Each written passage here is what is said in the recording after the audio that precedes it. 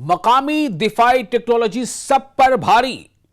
Iran का बड़ा दावा, ईरानी फौज हर खतरे का जवाब देने के लिए तैयार। आप देख रहे हैं न्यूज़ 18 का सोशल मीडिया प्लेटफॉर्म। मैं हूं विशाल आजम। ईरान के कायम मकाम वजीर दिफा यानी डिफेंस मिनिस्टर ने कहा है कि ईरान की अपनी तैयार करदा दिफाई टेक्नोलॉजी, डिफेंस टेक्नोलॉजी खित्ते में मौजूद किसी भी दरआमदी फौजी निजाम से बेहतर है। यानी ईरान यह कह रहा है कि पूरे रीजन में किसी के पास जो भी दिफाई टेक्नोलॉजी है जो उसने इंपोर्ट की है उससे कहीं ज्यादा बेहतर डिफेंस टेक्नोलॉजी ईरान के पास है। वजीर दिफा ब्रिगेडियर जनरल मजीद इब्न अर-रजा के मुताबिक ईरान की मुसल्लह अफवाज अपने दिफाई शोबे पर भरोसा करते हुए हर किस्म के खतरे का जवाब देने की मुकम्मल सलाहियत रखती हैं। इनका कहना था कि जो ममालिक आज बैरून मुल्क से महंगे हथियार और दिफाई निजाम खरीद रहे हैं वो जल्द देखेंगे कि ईरान की मकामी टेक्नोलॉजी ज्यादा मौसर और मजबूत साबित होगी। दूसरी जानिब ईरानी फौज के तर्जुमान ब्रिगेडियर जनरल मोहम्मद अक्रमेनिया ने कहा है कि फौज हर वक्त मुकम्मल तैयारी की हालत में है। इनके मुताबिक सिर्फ नए हथियार हासिल करना ही ताकत नहीं होता, बल्कि मौजूदा दिफाई निजाम को बेहतर बनाना, यानी डिफेंस का जो सिस्टम है उसे अपग्रेड करना, बेहतर बनाना, पुराने आलात की मरम्मत और अपग्रेड करना और मकामी सलाहियतों को बढ़ाना ही उतना ही जरूरी है। उन्होंने बताया कि गुज़श्ता चंद बरसों में ईरानी फौज ने एक साथ कई इक़दामात किए हैं।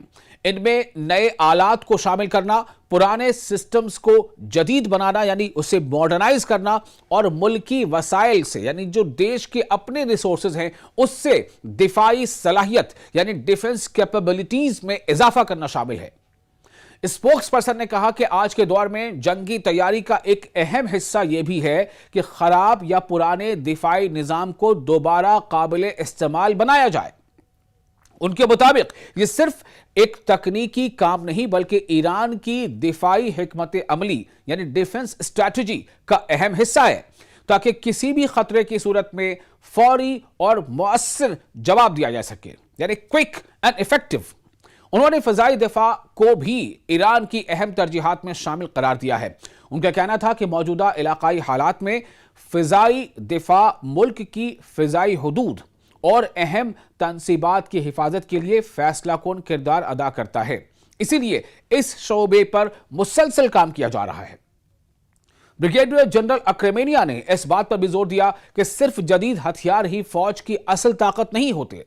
इनके मुताबिक फौजियों का हौसला, नज्म ज़ब्त, जहनी तैयारी और अपने मिशन से वाबस्तगी ही किसी भी फौज की हकीकी ताकत का फैसला करती है।